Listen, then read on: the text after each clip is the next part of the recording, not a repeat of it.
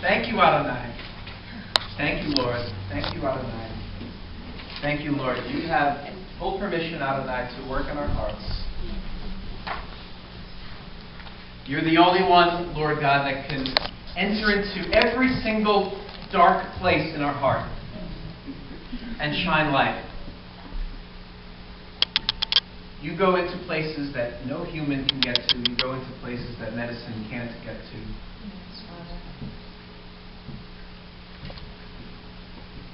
And how thankful are we to know you and be known by you. Yes, Lord. The one that can speak into these places that nothing else can reach. Thank you, Father. Yes. Thank you, Lord. So as Val said, this Torah portion is called Bo, which means go. Or as Val said, Bo go. That also means come, so it means come and go. So I guess in that way it's kind of like shalom, which means hello and goodbye. I guess if the Beatles wrote the song and they spoke Hebrew, they'd go, shalom, shalom. I don't know why you say shalom. I say shalom. Shalom, shalom. I don't know why you say shalom. I say shalom. Oh! Shalom. Let's close in prayer. So we reach the Torah portion, which is it's a defining moment for the Jewish people, for our ancestors. It's the time of the deliverance from Egypt. After 400 years of living in Egypt and being under slavery and crying out how long, God heard and came down and answered and responded in a powerful and great and mighty way. And all of a sudden, this group of slaves were set free to come out in liberty, to come out in freedom, to come out in perfect liberty. I am so reminded that every time I read these Torah portions, parshiot, these Torah portions, last week, which started with the plagues, and this week where the plagues end, when I go through the cycles of the plagues, and I realize that the plagues did not touch the children of Israel in Goshen, but they touched Egypt. You know, the lice came to Egypt, didn't come to Goshen, where the children of Israel were. The darkness came to Egypt, it didn't come to Goshen. I realize, and I am always reminded, that there was nothing in the Israelites' own righteousness which merited such favor. Why did God keep the plagues away from them and on? They didn't keep them away from the Egyptians. Why did they merit such favor? Because he made a promise to Abraham, Isaac, and Jacob, and that's it. It had nothing to do with their own righteousness. There were Jews at that time that were, I guess, righteous, and they just trusted God, and there were Jews at that time that were just absolutely engulfed in sin. As a matter of fact, if you read some of the ancient Jewish writings about this Torah portion, it says in Jewish tradition that the children of Israel reached an extreme low level of impurity. But even then, Adonai kept the plagues away from them and not on the Egyptians, because his promise has nothing to do with our righteousness. It has to do with his promise and his faithfulness to keep his promise. That's it. And then we reach the 10th plague, Mekat Bechorot, the death of the firstborn.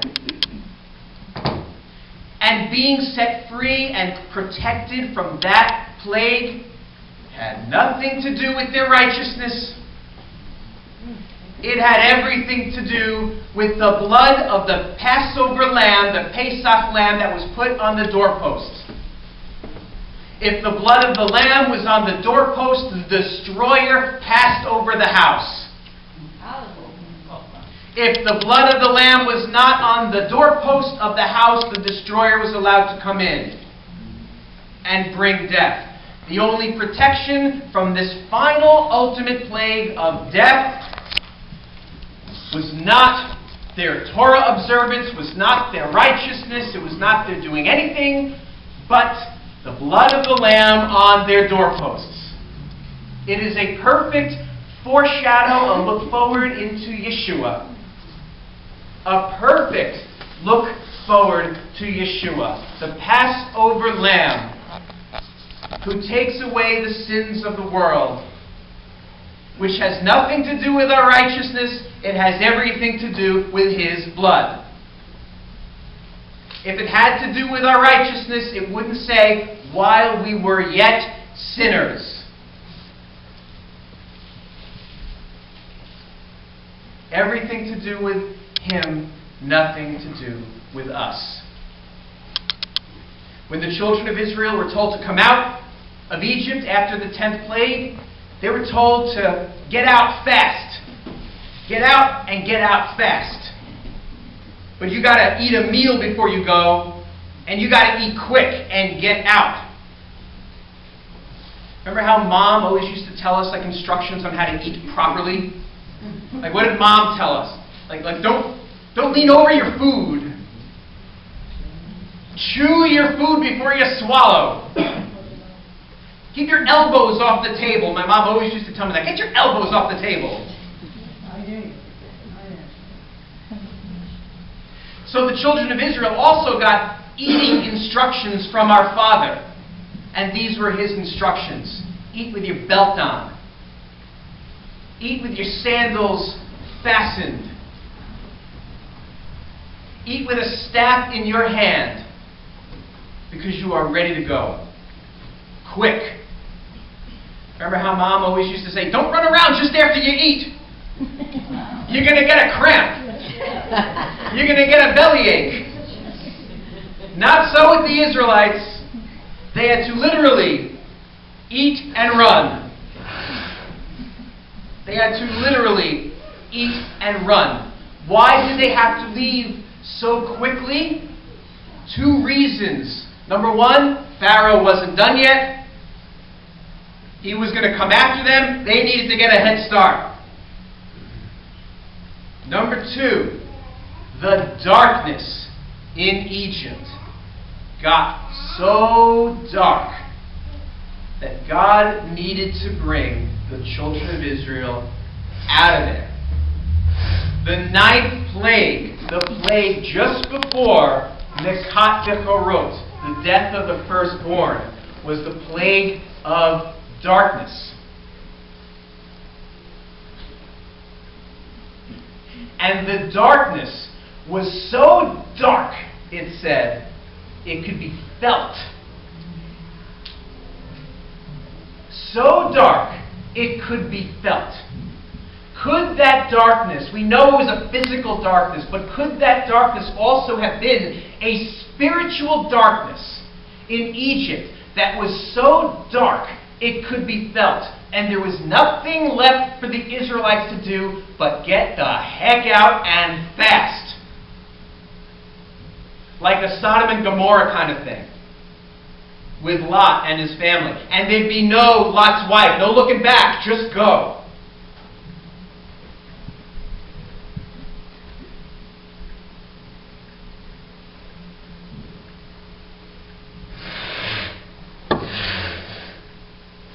Have you ever been in a dark place?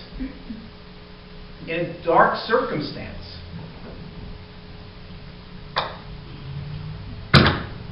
Where Adonai says, you got to go. You have to get out of this situation. You have to go. Have you ever been in a situation where the darkness is so dark it could be felt? And Adonai is saying, in that situation, you got to go. And you're saying, no, I can fix it. If I hang out a little bit longer, if I pray a little bit longer, if I shine more light in this situation, if I fast, if I pray, I know I can do it. I know I can change it. I can fix this thing. And Adonai says, no, you can't. I can. You can't. You just have to go and allow me to do it. Sometimes we're in places that are dark, that Adonai is saying, I need you to leave because you're in my way. because you being there is delaying my ability to bring the right person to minister in that situation through me. And you're putting yourself in danger. Do you know that you don't have to fix every situation, and that's okay? Do you know that? Can you help me out with that? Do you know that it's okay that you can't fix every dark situation? Sometimes you gotta let it go. And Adonai is saying, go. He's not calling for you to shine light. He's calling an exodus. An exodus. So he can do what he does best. And this is difficult sometimes because we are called as worshipers and believers in Messiah to be light. We're called to be light. Yeshua said of himself, Anochi, or Ha'olam, I am the light of the world. But he also said, Atem oro shel olam. You are the light of the world. Well, which is it? Is he the light of the world? As he said, I am the light of the world? Or are we the light of the world? Because he said, you are the light of the world. The answer is yes. Because he lives in you. So the light that shines through you is his light. Well, then you may say, well, why can't I then stay in this dark place? I'm called to be light. He said, don't hide it under a bushel. No. I am called to be light. Why do I have to leave this situation? The reason that he wants you to leave sometimes a dark situation is because the fullness of the being light, the fullness of being light occurs through his entire body, not just you. He may be calling you out of a situation so another vessel can come in and shine light, and that is the divine vessel for this unique situation. You may not be the light bulb of his choice for this particular darkness. Sometimes he calls us to just leave it. Sometimes we are not the flame for that light, for that darkness. Sometimes we are not the flame for that darkness. And Adonai has a word for flame that is lit when he didn't tell us to light it, unauthorized fire. There's a word for when people are addicted to caring for addicts. That word is codependency. Sometimes Adonai is calling us to bring his light. Sometimes he's calling us to step away from a situation. And there's spiritual maturity in understanding what he has given you dominion over and what he has not. There is spiritual maturity in hearing him and understanding when he needs you to turn on the light switch and when he needs you to step away. Do you understand? Yeah.